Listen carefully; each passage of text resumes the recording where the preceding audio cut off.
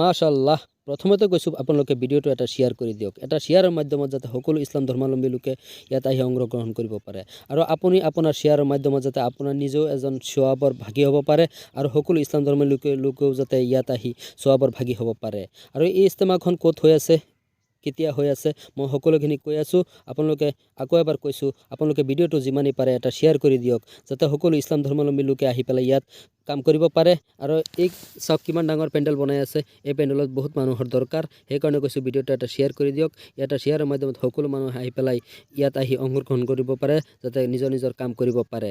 আৰু ইয়াত কোনোবাই যিনে যি পাৰিছে সকলোখিনি কাম কৰিছে আৰু বহুত মানুহ আহিবলগীয়া আছে, সকলো মানুহ যাতে আহি পেলাই ইয়াত সৱাবৰ অংশীদাৰ হ'ব পাৰে, সেইকাৰণে কৈছোঁ ভিডিঅ'টো এটা শ্বেয়াৰ কৰি দিয়ক যাতে গোটেই অসমৰ মানুহ আহি পেলাই ইয়াত এই ইজতেমাৰ নামত কাম কাজ কৰিব পাৰে আৰু নিজৰ সৱাবৰ ভাগী হ'ব পাৰে। সেইকাৰণে কৈছোঁ ভিডিঅ'টো এটা শ্বেয়াৰ কৰি দিয়ক আৰু নিজৰ নিজৰ কাম কৰিবলৈ আহি পেলাই ইয়াত নিজৰ সৱাবৰ ভাগী হওক।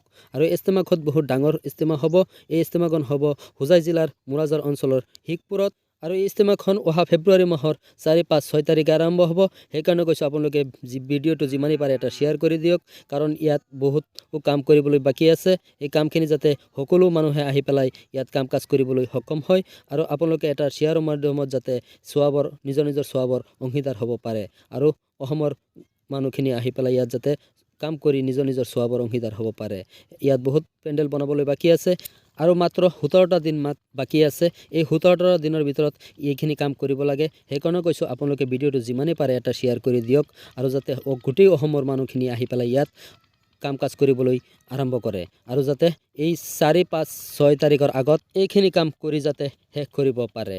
সেইকাৰণে কৈছোঁ ভিডিঅ'টো এটা শ্বেয়াৰ কৰি দিয়ক যাতে গোটেই অসমৰ মানুহ আহি পেলাই ইয়াত অংশগ্ৰহণ কৰিব পাৰে। আৰু এই ভিডিঅ'টো যোনে ফেচবুকত চাই আছে প্লিজ এটা ফ'ল' কৰি দিব আৰু যোনে ইউটিউবত চাই আছে প্লিজ এটা ছাবস্ক্ৰাইব কৰি দিব। মোৰ ভিডিঅ'টো ইমানতে শেষ কৰিলোঁ। জয় আই অসম।